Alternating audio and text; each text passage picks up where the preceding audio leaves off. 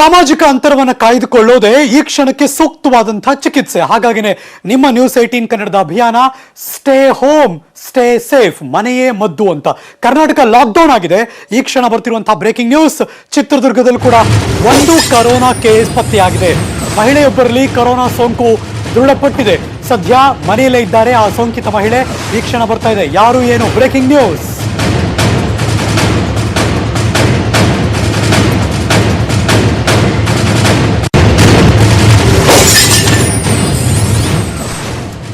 ಕೋಟೆನಾಡು ಚಿತ್ರದುರ್ಗಕ್ಕೆ ಕಾಲಿಡ್ತು ಕೊರೋನಾ. ಚಿತ್ರದುರ್ಗದಲ್ಲಿ ಕೂಡ ಮಹಿಳೆಯೊಬ್ಬರಿಗೆ ಕೊರೋನಾ ಸೋಂಕು ದೃಢಪಟ್ಟಿದೆ. ಆ ಮಹಿಳೆ ಇದೀಗ ಮನೆಯಲ್ಲೇ ಇದ್ದಾರೆ. ಗಯಾನದಿಂದ ಭಾರತಕ್ಕೆ ಬಂದಿದ್ರು ಆ ಮಹಿಳೆ ಮನೆ ಸುತ್ತ ಕೂಡ 5 ಕಿಲೋಮೀಟರ್, ಒಂದಲ್ಲ ಎರಡಲ್ಲ, ಮನೆ ಸುತ್ತಮುತ್ತ 5 ಕಿಲೋಮೀಟರ್ ರೆಡ್ ಝೋನ್. ಮನೆಯವರು ಕೂಡ ಸದ್ಯ ಯಾರು ಹೊರಗೆ ಬರೋ ಹಾಗಿಲ್ಲ. ಕಂಪ್ಲೀಟ್ ಆಗಿ ಅವ್ರನ್ನ ಐಸೋಲೇಟ್ ಮಾಡಿದ್ದಾರೆ. 6 ಜನದ ರಕ್ತದ ಮಾದರಿಯನ್ನು ಪರೀಕ್ಷೆಗೆ ಈಗಾಗಲೇ ಕಳಿಸಲಾಗಿದೆ. 4 ಜನರದ್ದು ನೆಗೆಟಿವ್ ಬಂದಿದೆ, 2ರದ್ದು ಬಾಕಿ ಇದೆ. ಇನ್ನೂ 2ರ ವರದಿ ಕೂಡ ಬರೋದು ಬಾಕಿ ಇದೆ. ಈ ಕ್ಷಣ ನೀವು ನೋಡ್ತಿದ್ದೀರಾ ಬ್ರೇಕಿಂಗ್ ನ್ಯೂಸ್ನಲ್ಲಿ. ಸೋಂಕಿತ ಮಹಿಳೆ ಜೊತೆ ಮಕ್ಕಳು ಕೂಡ ಇದ್ದಾರೆ. ಮಕ್ಕಳಲ್ಲಿ ಯಾವುದೇ ಸೋಂಕು ಕಂಡು ಬಂದಿಲ್ಲ. ದಾವಣಗೆರೆ ಜಿಲ್ಲಾಧಿಕಾರಿ ವಿನೋತ್ ಪ್ರಿಯಾ ಹೇಳಿಕೆ ಕೊಟ್ಟಿದ್ದಾರೆ. ಈ ಕ್ಷಣ ಬರ್ತಿರೋ ಬ್ರೇಕಿಂಗ್ ನ್ಯೂಸ್.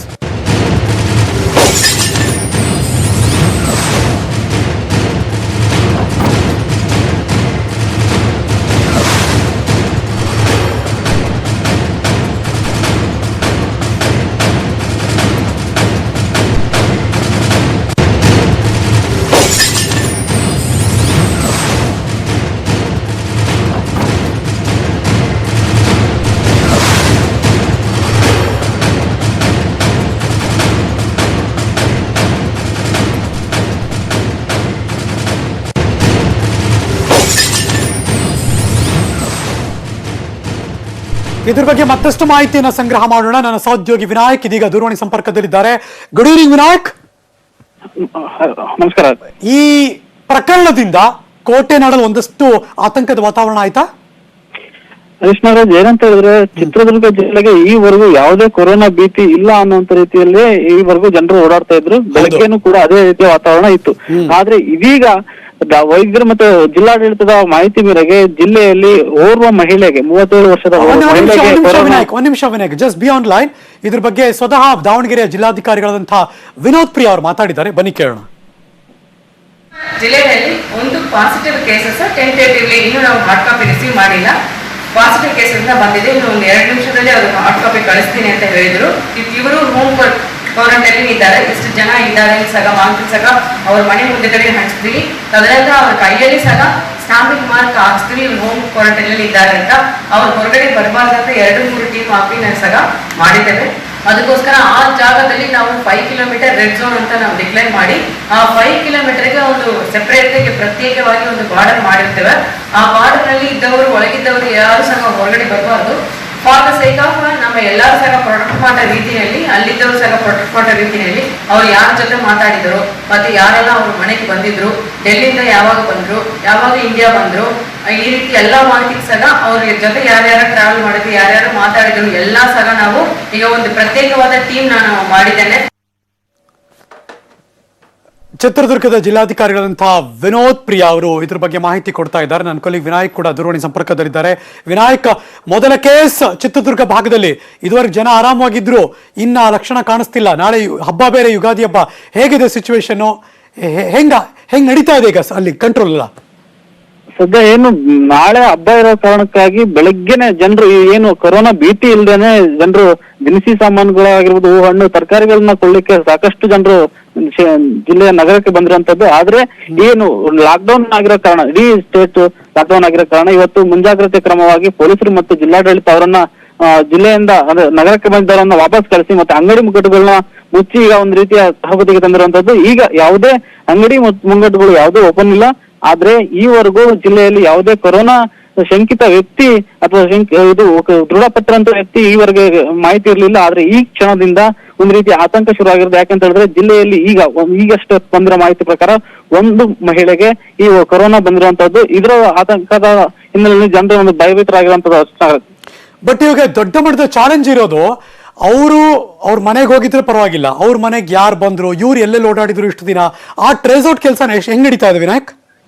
ಸದ್ಯ ಏನು ಮಹಿಳೆ ಏನು ಗಯಾನದಿಂದ ಬಂದಿರುವಂತ ಮಹಿಳೆ ನೇರವಾಗಿ ಅವರ ಮನೆಗೆ ಹೋಗಿರುವಂತದ್ದು. ಮನೆಗೆ ಏನು ಈ ತಿಂಗಳ 22ನೇ ತಾರೀಕು ಮನೆಗೆ ಹೋಗಿದ್ದಂತ ಮಹಿಳೆಯನ್ನ 22ನೇ ತಾರೀಕು ಜಿಲ್ಲಾಡಳಿತ ಹೋಗಿ ಅವ್ರನ್ನ ಬ್ಲಡ್ ಸ್ಯಾಂಪಲ್ ಅದನ್ನ ತೆಗೆದುಕೊಂಡು ಲ್ಯಾಬ್ಗೆ ಕಳಿಸಿತ್ತು. ಅದಾದ ನಂತರ ಈಗ ವರದಿ ಬಂದಿರುವಂತದ್ದು. ಅಲ್ಲಿ ಅವ್ರ ಜೊತೆಗೆ ಬಂದಿದ್ದಂತ ಒಟ್ಟು 6 ಜನರಲ್ಲಿ ಈಗ 3 ಜನರ ಈಗ ಜಿಲ್ಲಾಧಿಕಾರಿಗಳು ಅವ್ರನ್ನ ಟ್ರೇಸ್ ಔಟ್ ಮಾಡ್ತಾರೆ. ಆ ಮೂಲಕ ಅದನ್ನೊಂದು ಹದ್ಬಸ್ತಕ್ಕೆ ತರುವಂತ ಕೆಲಸ ನಡೀಬೇಕು ಅಷ್ಟೇ. ಥ್ಯಾಂಕ್ ಯು ವಿನಾಯಕ್, ಈ ಕ್ಷಣದೆಲ್ಲ ಮಾಹಿತಿಗಾಗಿ. ದೇಶದಲ್ಲಿ ನಮ್ಮ ಕೊರೋನಾ ಸೋಂಕಿತರ ಸಂಖ್ಯೆ ನಮ್ಮ ದೇಶದಲ್ಲಿ 519 ಏರಿಕೆ ಆಗಿದೆ. 470 ಕೊರೋನಾ ರೋಗಿಗಳಿಗೆ ಬೇರೆ ಬೇರೆ ಆಸ್ಪತ್ರೆಗಳಲ್ಲಿ ಚಿಕಿತ್ಸೆಯನ್ನು ಕೊಟ್ಟಿದ್ದಾರೆ. 40 ಜನರು ಈವರೆಗೆ ಚೇತರಿಸಿಕೊಳ್ತಿದ್ದಾರೆ. ಒಂದು ಸಮಾಧಾನಕರ ವಿಷಯ. ಈ ಕ್ಷಣ ಬರ್ತಿರುವಂತಹ ಬ್ರೇಕಿಂಗ್ ನ್ಯೂಸ್. ಒಟ್ಟಾರೆ 519 ಜನ ಇಡೀ ಭಾರತದಲ್ಲಿ ಕೊರೋನಾಗೆ ತುತ್ತಾಗಿರೋರು. ನಮ್ಮ ಕರ್ನಾಟಕ 3ನೇ ಪ್ಲೇಸಲ್ಲಿದೆ. 39 ಜನ ಕರ್ನಾಟಕದಲ್ಲಿ ಕೊರೋನಾಗೆ ತುತ್ತಾಗಿದ್ದಾರೆ. 470 ಕೊರೋನಾ ರೋಗಿಗಳಿಗೆ ಬೇರೆ ಬೇರೆ ಆಸ್ಪತ್ರೆಗಳಲ್ಲಿ ಟ್ರೀಟ್ಮೆಂಟ್ ಕೊಡ್ತಾ ಇದ್ದಾರೆ. 40 ಜನರು ಇದುವರೆಗೆ ಚೇತರಿಕೆ ಕಾಣ್ತಿದ್ದಾರೆ. ಲಾಕ್ಡೌನ್ ಅಂದ್ರೆ ನೀವು ಮಾತಾಡ್ತಿದ್ದು ಯಾರು ಮನೆಯಿಂದ ಹೊರಗೆ ಬರಬಾರ್ದು, ಸೆಕ್ಷನ್ 144 ಅಂತ. ಲಾಕ್ಡೌನ್ ಇದೆಂತದು ಅಂತ ಜನ ಮಾತಾಡೋಂಗ್ ಆಗೋಗಿದೆ. ಈ ಕ್ಷಣ ಬರ್ತಿರುವಂತಹ ಕೊರೋನಾ ಬ್ರೇಕಿಂಗ್ ನ್ಯೂಸ್. ಜನ ಕರ್ನಾಟಕ ಲಾಕ್ಡೌನ್ ಅಂತೀರಾ, ಅದಾದ್ಮೇಲೆ ಇವತ್ತು ಓಡಾಡಿ ಅಂತೀರಾ. ಜನ ಓಡಾಡಿದ್ರೆ ಕೊರೋನಾ ಹರಡೋದು ಸುಲಭ ಅಲ್ವಾ ಅಂತ ನಿಮಗೂ ಗೊತ್ತು, ನಮಗೂ ಗೊತ್ತು. ಈ ಪ್ರಶ್ನೆ ಮತ್ತೆ ಜನ ಕೇಳ್ತಿದ್ದಾರೆ. ಹಾಗಾದ್ರೆ ಇದ್ಯಾವ ನಿಲುವು ಅಂತ ಮಾತ್ರ ಗೊತ್ತಾಗ್ತಾ ಇಲ್ಲ ಅಷ್ಟೇ. ಈ ಕ್ಷಣ ಬರ್ತಿರೋ ಬ್ರೇಕಿಂಗ್ ನ್ಯೂಸ್.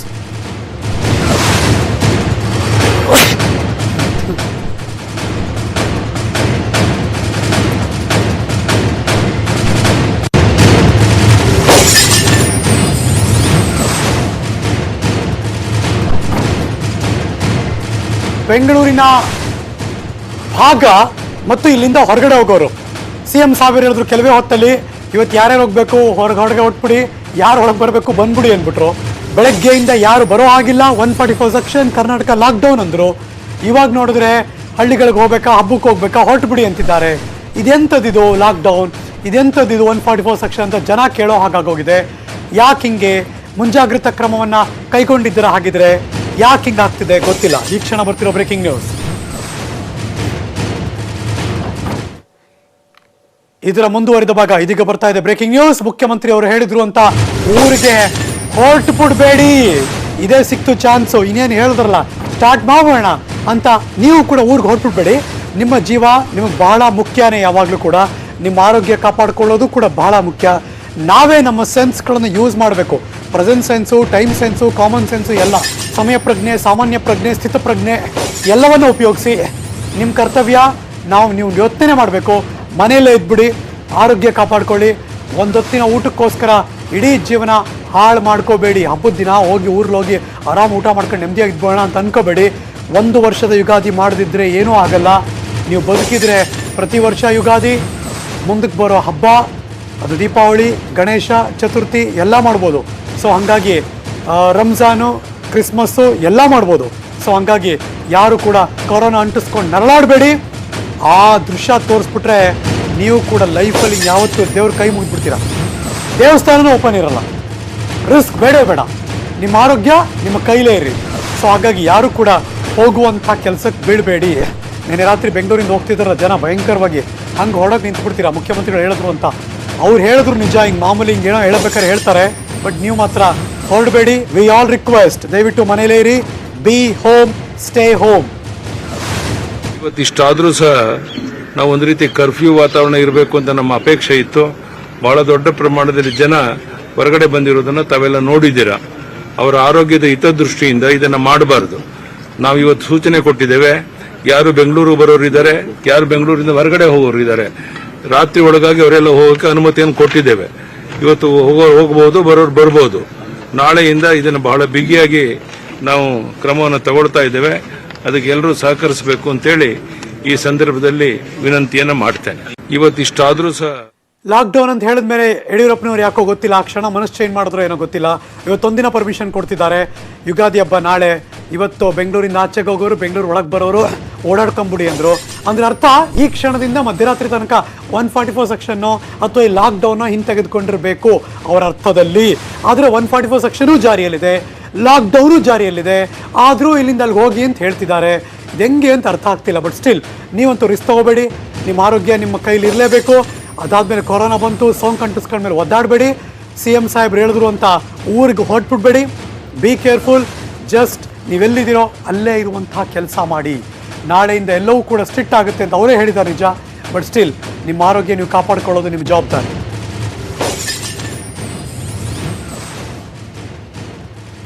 ಈ ಕ್ಷಣದ ಪರಿಸ್ಥಿತಿ ಬಗ್ಗೆ ಮತ್ತಷ್ಟು ಮಾಹಿತಿ ಕೊಡೋದಕ್ಕೆ ನನ್ನ ಸಹೋದ್ಯೋಗಿ ಮೈಸೂರಿನಿಂದ ಪುಟ್ಟಪ್ಪ ನೇರ ಸಂಪರ್ಕದಲ್ಲಿ ಜಾಯ್ನ್ ಆಗ್ತಿದ್ದಾರೆ. Good evening Puttappa. ಒಂದ್ ಕಡೆ ಬೆಂಗಳೂರು ಟು ಮೈಸೂರು, ಮೈಸೂರು ಟು ಬೆಂಗಳೂರು, ಆ ಕಡೆ ಚಾಮರಾಜನಗರ, ಈ ಭಾಗದಲ್ಲಿ ಕೊಡಗು, ಎಲ್ಲೂ ಯಾರು ಓಡಾಡೋಂಗಿರಲಿಲ್ಲ, ಆದರೂ ಜನ ಬರ್ತಿದ್ರು. ಈಗ ಬೇರೆ ಮುಖ್ಯಮಂತ್ರಿಗಳು ಪರ್ಮಿಷನ್ ಬೇರೆ ಕೊಟ್ಬಿಟ್ಟಿದ್ದಾರೆ. ಬೆಳಗ್ಗೆಯಿಂದ ಮೈಸೂರು ಹೇಗಿತ್ತು, ಇವಾಗ ಏನಾದರೂ ಬದಲಾವಣೆ ಆಗ್ತಿದ್ಯಾ, ಜನ ಬೇರೆ ಬೇರೆ ಕಡೆ ಹೋಗೋಣ ಅಂತಿದ್ದಾರಾ, ಹೆಂಗಿದೆ ಸಿಚುವೇಶನ್ ಪುಟ್ಟಪ್ಪ?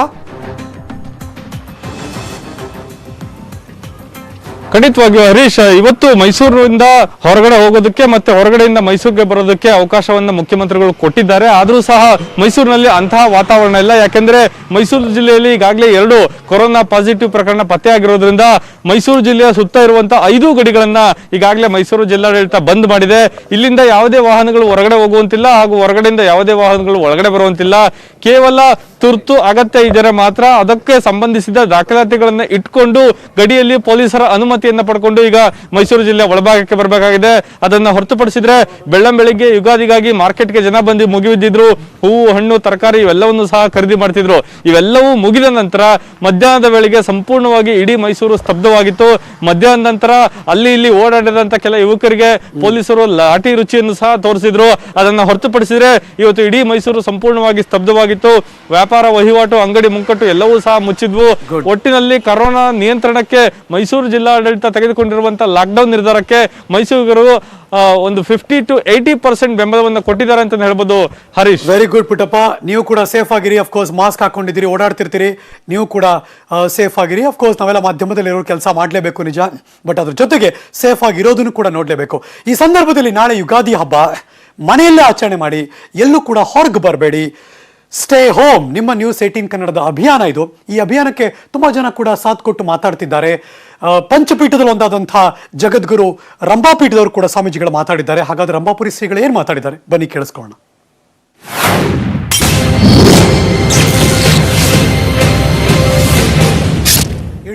ಇಡೀ ಜಗತ್ತನ್ನೇ ಅಳ್ಳಾಡಿಸ್ಬಿಡ್ತು, ಶೇಕ್ ಮಾಡ್ಬಿಡ್ತು ಈ COVID-19, ಈ ಕೊರೋನಾ ವೈರಸ್. ಕರ್ನಾಟಕ ಲಾಕ್ಡೌನ್ ಆಗಿದೆ. ಆದ್ರೆ ಇವತ್ತೊಂಚೂರು ಲೀನಿಯನ್ಸ್ ಕೊಟ್ಟಿದ್ದಾರೆ ಮಾನ್ಯ ಮುಖ್ಯಮಂತ್ರಿಗಳು. ಸಂಜೆ ಒಳಗೆ ಎಲ್ಲರೂ ಕೂಡ ಬೆಂಗಳೂರಿಂದ ಆಚೆ ಹೋಗ್ಬಿಡಿ, ಇಲ್ಲ ಒಳಗೆ ಬನ್ನಿ ಅಂತ. ನ್ಯೂಸ್ 18 ಕನ್ನಡದ ಅಭಿಯಾನವೂ ಹೌದು. ಸ್ಟೇ ಹೋಮ್, ಸ್ಟೇ ಸೇಫ್, ಮನೆಯ ಮದ್ದು, ಹಾಗಾಗಿ ಮನೆಯಲ್ಲೇ ಇರಿ ಅಂತ.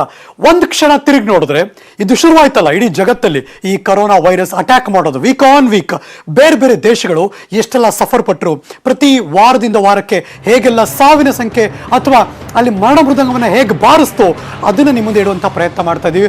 ಮೊದಲಿಗೆ ವಿಶ್ವದ ದೊಡ್ಡಣ್ಣ ಅಮೆರಿಕ ಎಲ್ಲ ರೀತಿಯಲ್ಲೂ ತುಂಬ ಸ್ಟ್ರಾಂಗು. ಆದರೆ ಕೊರೋನಾ ವೈರಸ್ ಮಾಡಿರೋ ಕಥೆ ನೋಡಿ, ಮರಣ ಮೃದಂಗವನ್ನು ಅಂದರೆ ಎಷ್ಟು ಜನ ಸತ್ತೋದ್ರು ಅಂತ. ಅಮೆರಿಕ ವೀಕ್ 1 30 ಜನ, ವೀಕ್ 2 30 ಜನ ಅಷ್ಟೇ ಇತ್ತು, ಯಾರು ಸತ್ತಿರಲಿಲ್ಲ ಎಕ್ಸ್ಟ್ರಾ. ವೀಕ್ 3 ನೋಡಿ, ಕಂಪೇರ್ ಮಾಡಿ, ವೀಕ್ 2 ಇಂದ ವೀಕ್ 3ಗೆ ಸಡನ್ ಆಗಿ 120 ಜನ ಎಕ್ಸ್ಟ್ರಾ ಸತ್ತೋಗ್ಬಿಟ್ರು. So 150. Week 4 oh my goodness, ಅದ್ರ ಡಬಲ್ ಜಾಸ್ತಿ ಆಗೋಯ್ತು, 305 ಅಂದ್ರೆ 155 ಜನ ಎಕ್ಸ್ಟ್ರಾ ಆಗೋದ್ರು. ವೀಕ್ 5 ನೋಡಿ, ಸಿ ದ ಗ್ರಾಫ್, ವೀಕ್ 4 ಇಂದ ವೀಕ್ 5 ಸಡನ್ ಆಗಿ ಇಳಿದೋಯ್ತು ಹಂಗೆ ಅಂತ. ಅಂದರೆ ಎಷ್ಟು ದೊಡ್ಡ ಮಟ್ಟಕ್ಕೆ ಅದನ್ನು ಅವರು ಕಂಟ್ರೋಲ್ ಮಾಡೋಕ್ಕೆ ಶುರು ಮಾಡಿದ್ರು ಅಂತ. ಇದು ಅಮೆರಿಕಾದಲ್ಲಿ ಕೊರೋನಾ ಮರಣ ಮೃದಂಗ ಹೇಗಿತ್ತು ಗ್ರಾಫ್ ಅನ್ನೋದನ್ನ ಬಾರ್ ಚಾರ್ಟ್ ನಿಮಗೆ ನಾವು ತೋರಿಸ್ತಾ ಇದ್ದೀವಿ. ಸೊ ಹಾಗಾಗಿ ಇದು ವಿಶ್ವದ ದೊಡ್ಡಣ್ಣ ಅಮೆರಿಕಾದ ಚಾರ್ಟ್ ಅದು. ಸೊ ಹಾಗಾಗಿ ಸಾಮಾಜಿಕ ಅಂತರ ಏನಿದೆ, ಸೋಷಿಯಲ್ ಡಿಸ್ಟೆನ್ಸಿಂಗ್, ಅದನ್ನು ಕಾಯ್ದುಕೊಂಡರೆ ಮಾತ್ರ. ನಿಮಗೆ ಗೊತ್ತಿರೋರು, ನನಗೆ ಗೊತ್ತಿರೋ ಎಲ್ಲರೂ ಕೂಡ ಅಮೆರಿಕಾದ ಬೇರೆ ಬೇರೆ ಸಿಟಿಗಳಲ್ಲಿ ಇರೋರು ಅಲ್ಲಿ ಫೋಟೋ ತೋರಿಸ್ಬೇಕಾದ್ರೆ ಖಾಲಿ ಕಾಣಿಸ್ತಾ ಇತ್ತು. ಇಟಲಿ ದ ಬೆಸ್ಟ್ ಎಕ್ಸಾಂಪಲ್ ಇಡೀ ಪ್ರಪಂಚಕ್ಕಿದೆ ಈ ಕ್ಷಣಕ್ಕೆ. ವೀಕ್ 1 50 ಜನ, 50 ತಾನೇ ಅಂತ ಆರಾಮಾಗಿದ್ರು. ವೀಕ್ 2 150, ಯಪ್ಪ. ವೀಕ್ 3 ತಡ್ಕೊಳಕ್ಕಾಗಲ್ಲ 600. Weak 4 unimaginable 1200. ವೀಕ್ 5 ಇನ್ನೂ ಅನ್ಇಮ್ಯಾಜಿನೇಬಲ್ 3000. ಸಿ ದಟ್ ವೀಕ್ 5 ಇಂದ ವೀಕ್ 6 ನೋಡಿ ನೆಕ್ಸ್ಟ್ ಹೆಂಗಿದೆ ಅಂತ. ಎಷ್ಟು ದೊಡ್ಡ ಮಟ್ಟದಲ್ಲಿ ಏಟ್ ಹೊಡೆದಿತ್ತು ಇಟಲಿಗೆ. ಅದಾದ್ಮೇಲೆ ಅವರು ತಕ್ಷಣಕ್ಕೆ ಅವರು ಬಹಳ ಕಷ್ಟಪಟ್ಟರು. ಅವರು ಕೂಡ ಮಾಡಿದ್ದದೆ ಸೋಷಿಯಲ್ ಡಿಸ್ಟೆನ್ಸಿಂಗ್, ಸಾಮಾಜಿಕ ಅಂತರವನ್ನು ದೊಡ್ಡ ಮಟ್ಟದಲ್ಲಿ ಕಾಯ್ದುಕೊಳ್ಳೋಕೆ ಶುರು ಮಾಡಿದ್ರು. ಹಾಗಾಗಿ 800ಕ್ಕೆ ಡ್ರಾಪ್ ಡೌನ್ ಆಯಿತು ಎಗೈನ್ ವೀಕ್ 3 ರೇಂಜ್ಗೆ. ಅದಾದಮೇಲೆ ವೀಕ್ 7 277ಕ್ಕೆ ಡ್ರಾಪ್ ಡೌನ್ ಆಯಿತು. ಸೊ ಹಾಗಾಗಿ ವೀಕ್ 5 ಶುರುವಾಗಿದ್ದು ದೊಡ್ಡ ಮಟ್ಟದಲ್ಲಿ ಸಾಮಾಜಿಕ ಅಂತರ. ಅವ್ರು ತಪ್ಪು ಮಾಡಿದ್ದು ವೀಕ್ 2 ವೀಕ್ 5 ತನಕ, ಅಂದರೆ ಹತ್ತತ್ರ 1.5 ತಿಂಗಳು ಅವರು ತುಂಬ ದೊಡ್ಡ ಮಟ್ಟದಲ್ಲಿ ಸಫರ್ ಪಟ್ಬಿಟ್ರು. ಅದಾದ್ಮೇಲೆ ಮತ್ತೆ ಎಚ್ಚೆತ್ಕೊಂಡ್ರು. ಚೀನಾ ಇದು ಮಗದೊಂದು ಎಕ್ಸಾಂಪಲ್. ವೀಕ್ 1 100, ವೀಕ್ 2 100, ವೀಕ್ 3 300, ಸಡನ್ನಾಗಿ ಜಾಸ್ತಿ ಆಯಿತು. ವೀಕ್ 4 ಇನ್ನೂ ಜಾಸ್ತಿ ಆಯಿತು 500. ವೀಕ್ 5 ನೋಡಿ ಡಬಲ್ಗಿಂತ ಇನ್ನೂ ಜಾಸ್ತಿ 1050. ಅಲ್ಲಕ್ಕೆ ಅವ್ರಿಗೆ ಸುಧಾರಿಸ್ಕೊಂಡ್ರು ಮತ್ತೆ ವೀಕ್ 5. Weak 6 800, weak 7 250. ಫಸ್ಟ್ ಚೀನಾಗೆ ಬಂದಿರೋದ್ರಿಂದ 7 ವಾರದಲ್ಲಿದ್ದಾರೆ ಅವರು ಕೂಡ. ಸೊ ಹಾಗಾಗಿ 250ಕ್ಕೆ ಬಂದಿದೆ. ಇದು ಚೀನಾದ ಮರಣ ಮೃಗದ ಕತೆ. ಇನ್ನು ಕೊರೋನಾ ಅಂದಮೇಲೆ ಇರಾನ್ನ ಮರೆಯೋಕ್ಕೆ ಸಾಧ್ಯನೇ ಇಲ್ಲ. ಮಗದೊಂದು ದೇಶ ಎಫೆಕ್ಟ್ ಆಗಿರೋದು. Week 1 50, week 2 50, week 3 345. ಎಲ್ಲಿ 50 ಎಲ್ಲಿಯ 345. ಸಡನ್ನಾಗಿ ಎಚ್ಚೆತ್ಕೊಂಡ್ರು ಅವರು. ವೀಕ್ 4 ಒಂಚೂರು ಸಮಾಧಾನ 305 ಅಲ್ಲಲ್ಲೇ ಇದೆ. ವೀಕ್ 5 ಒಂಚೂರು ಜಾಸ್ತಿ ಆಯಿತು 550, ಮತ್ತೆ ಎಚ್ಚೆತ್ಕೊಂಡ್ಬಿಟ್ರು ಅವರು. ವೀಕ್ 6 ಕಡಿಮೆ ಮಾಡಿಕೊಂಡ್ರು 500. ವೀಕ್ 7 ಫುಲ್ ಡ್ರಾಪ್ ಡೌನ್ ಆಯಿತು. ಆ ಬಾರ್ ಚಾರ್ಟಲ್ಲಿ ನೋಡ್ತಿದ್ದೀರಿ 112. ಸದ್ಯಕ್ಕೆ ಇರಾನ್ ಅಲ್ಲಿಂದ ವೀಕ್ 5 ಎಲ್ಲ ದೇಶ ಅಬ್ಸರ್ವ್ ಮಾಡಿದ್ರೆ ನಿಮಗೆ ವೀಕ್ 5 ಆದಮೇಲೆ ಆ ಸಾಮಾಜಿಕ ಅಂತರ ಜಾಸ್ತಿ ಆದದ್ದು, ಸೋಷಿಯಲ್ ಡಿಸ್ಟೆನ್ಸಿಂಗ್ ಜಾಸ್ತಿ ಆಗಿದ್ದು, ಅಲ್ಲಿಂದ ಕಡಿಮೆ ಆಗೋಕ್ಕೆ ಶುರುವಾಗಿದ್ದು. ಸೊ ಹಾಗಾಗಿ ಬಿ ಕೇರ್ಫುಲ್. ಭಾರತ, ಕರ್ನಾಟಕ ಮನೇಲಿ ಇರೋರೆಲ್ಲ ಮನೇಲೇ ಇರಿ, ಸಾಮಾಜಿಕ ಅಂತರವನ್ನು ಕಾಯ್ದುಕೊಳ್ಳಿ, ಸ್ಟೇ ಹೋಮ್. ನಾವು ಹೇಳಿ ನಮ್ಮ ಗಂಟ್ಲು ನೋವು ಬಂದ್ಬಿಡ್ಬೇಕು. ಬಟ್ ಸ್ಟಿಲ್ ನಾವು ಹೇಳೋಕ್ಕಂತೂ ರೆಡಿ ಆಗಿದ್ದೀವಿ. ಏನೇನು ನಡೀತಿದೆ ತೋರ್ಸೋಕ್ಕಂತೂ ನಾವಂತೂ ಸಿದ್ಧತೆ ಮಾಡ್ಕೊಂಡು ನಿಮಗೆ ತೋರಿಸ್ತಾ ಇದ್ದೀವಿ. ಮನೇಲಿ ಕೂತು ರಿಮೋಟ್ ಹಿಡಿದು ಟಿ ವಿ ನೋಡ್ತಿರ್ತೀರಾ. ನ್ಯೂಸ್ 18 ಕನ್ನಡ ನಾವು ಹೇಳ್ತಿರೋದು ಕೇಳಿಸ್ಕೊಳ್ಳಿ. ದಯವಿಟ್ಟು ಮನೇಲೇ ಇರಿ, ಸ್ಟೇ ಹೋಮ್. ನಿಮ್ಮ ನ್ಯೂಸ್ 18 ಕನ್ನಡದ ಅಭಿಯಾನ ಇದು. ಮನೆಯೇ ಮದ್ದು. ಮುಂದುವರಿಸ್ತೀನಿ ಬ್ರೇಕ್ ಆದಮೇಲೆ.